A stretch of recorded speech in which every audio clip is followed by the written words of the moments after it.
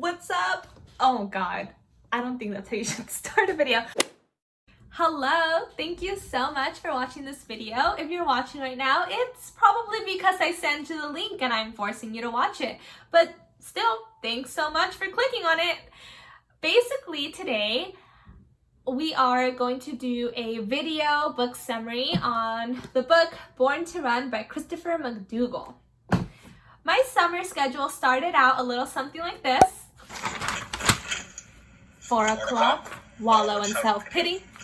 4:30, stare into the abyss. 5 o'clock, self-world hunger, tell no one. 5:30, jazzercise. 6:30, dinner with me. I can't cancel that again. 7 o'clock, wrestle with my self-loathing. I'm booked. But I've decided to move around the time dedicated to wallowing in self-pity and wrestling with my self-loathing to a later time and started reading during those times in my schedule. After I've been finishing a book, I've enjoyed writing a self-assigned book summary. I'm literally so cool. And so now I decided to spice up my life even more by filming this video summary on Born to Run and combining it with a Eat Like a Tarahumara for a Day challenge. So this is our Tarahumara menu for today's video. We'll start with breakfast. It'll consist of a general just book summary with a side of chia seed oatmeal and esquiat. Then for lunch, we'll do a title analysis with a side of bean burritos and pinola cookies, and we'll finish with dinner as I dive into a personal interpretation of the term back to basics, and we'll eat a side of squash salad and shrimp.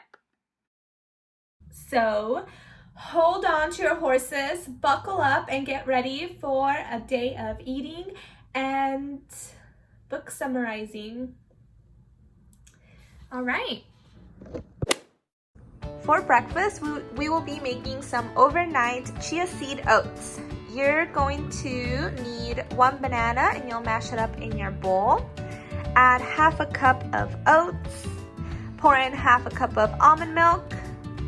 Add some teaspoons of this seed mixture. You'll pour in a little bit of vanilla extract. And to the star of the show, our beautiful chia seeds. Put ground cinnamon and turmeric as you please.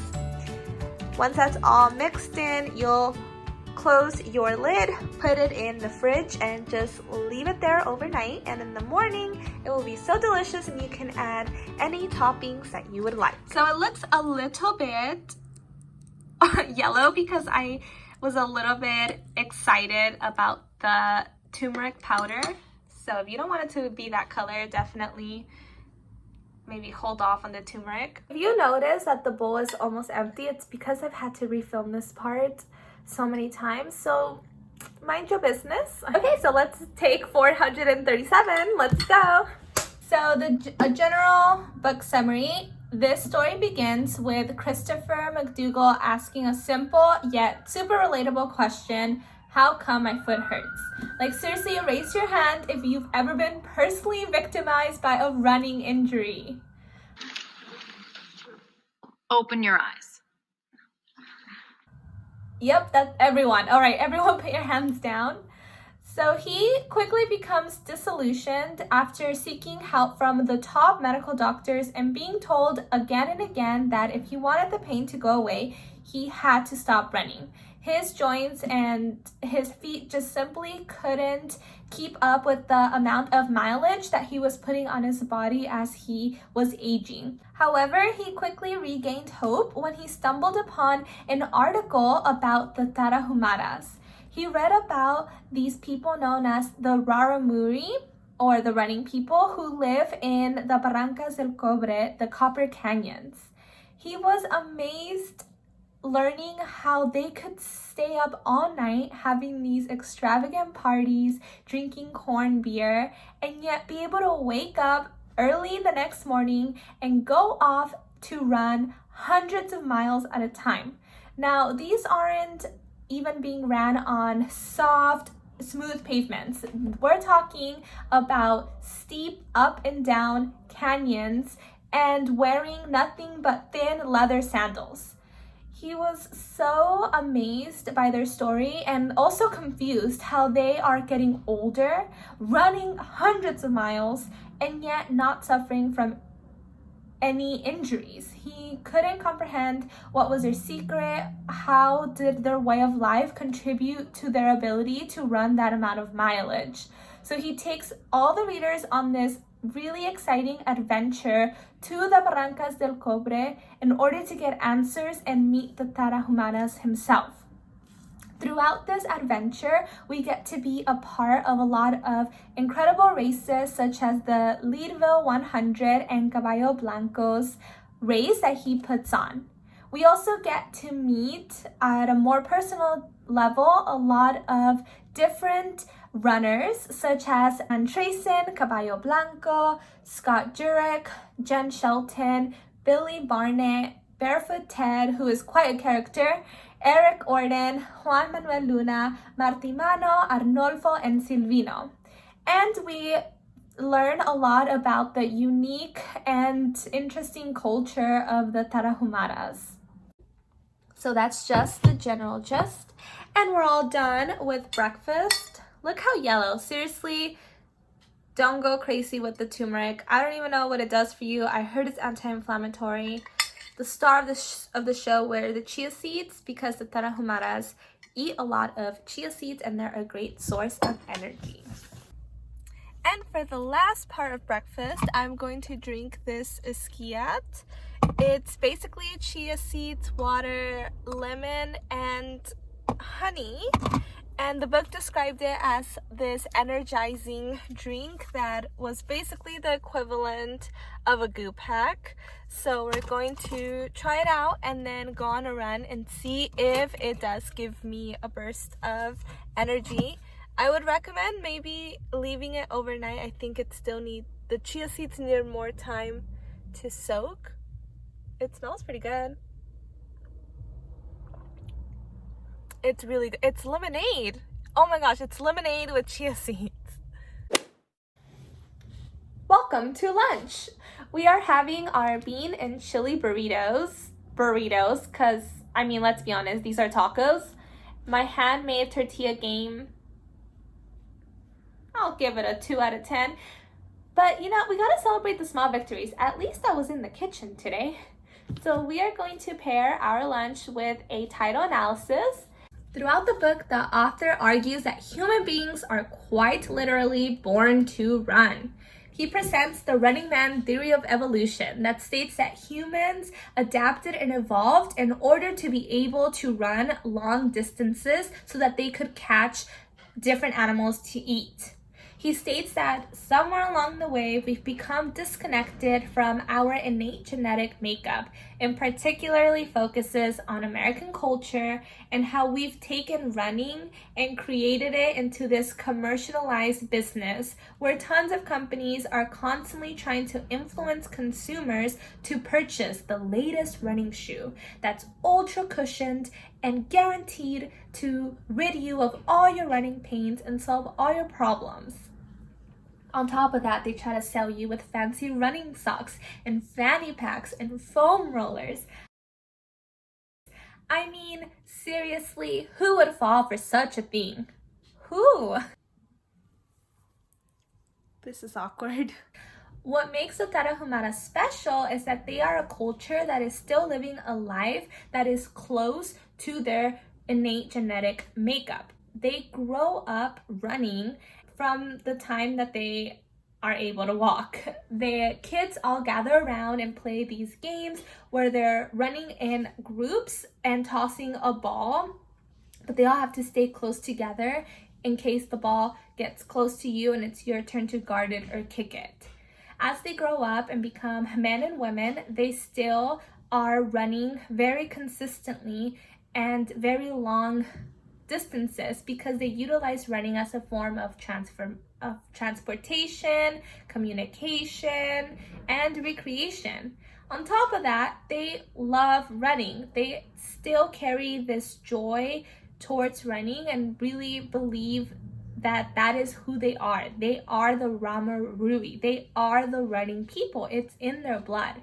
So by presenting these two stories, the author is encouraging readers to return to their love of running, to get out there and run simply because you can and you were born to run. It's in your genetic makeup. And he really leaves readers feeling this simplicity in running, but such a joy attached to just the act of running itself. And so that's the title analysis. And let's go finish off lunch with some pinole cookies. For lunch, we had the bean tacos. They were not burritos because the Tarahumaras eat a lot of beans and homemade tortillas as a source of their nutrition, and they also eat a lot of pinole. There are a lot of things that you can do with this, and today we are going to make some cookies using half a cup of pinole, chia seeds, 1 tablespoon of honey, and ground cinnamon. After that, you can mix that all together and you can add your desired amount of water. So if you add a lot of water, you can actually make a drink out of this, but we're gonna aim to make like a thick cookie dough mixture. Then you just put them into the oven at 350 degrees for about 10 minutes.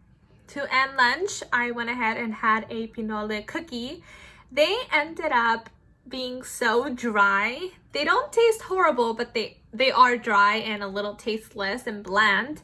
I think that's how they're supposed to be. I maybe could have added more honey, but my mom mentioned that growing up, her Christmas gift used to actually be a bag of pinole, and that in order to digest it, you needed to have a lot of saliva to be able to just take it down. So I think they're supposed to be dry. All right, that concludes lunch. For dinner, we're making a squash and arugula salad with some shrimp. A big part of the Tarahumara diet includes a lot of vegetables such as squash and especially corn. Corn is a big staple in their diet. They use it to make the corn beer, they roast it to make pinole, and then we're also using it in our salad today. For our shrimp, we're seasoning it with a taco seasoning and just frying it on the pan. We'll go ahead and add the arugula and the tomatoes and corn to the salad. Our dressing is made with Dijon mustard, olive oil, and lime, and seasoned with salt, pepper, and some garlic powder.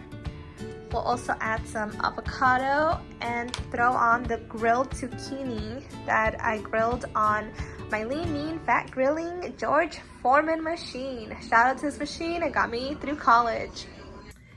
Hooray, we've made it to dinner, the last part of the video. For dinner, we have our salad all done, and we'll be talking a little bit about my personal interpretation of this term back to basics. Like I mentioned during lunch, I believe that the author really encourages readers to go back to the root of running and understand that we are genetically predisposed to run, and it is a part of who we are. So that kind of inspired me to be a little bit more introspective of my own upbringing and who I am from a product of my family and my ancestors.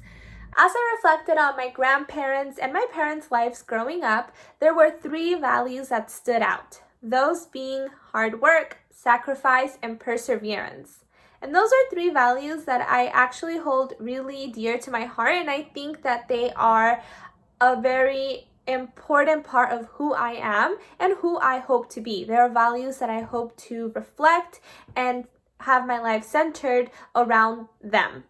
And I think I love running because it requires me to put those 3 values into practice. Running requires hard work. You have to set long-term goals and then be able to set attainable short-term goals along the way in order to reach your end goal. It requires sacrifice, and it requires perseverance. It's a really fun way to challenge yourself mentally as you push through instances where you feel like you just can't go on. And I believe that through running, I'm able to feel closer to my grandparents and my parents, as those are the values that they instilled in me. And at the same time, it allows me to feel closer to the person who I hope to become.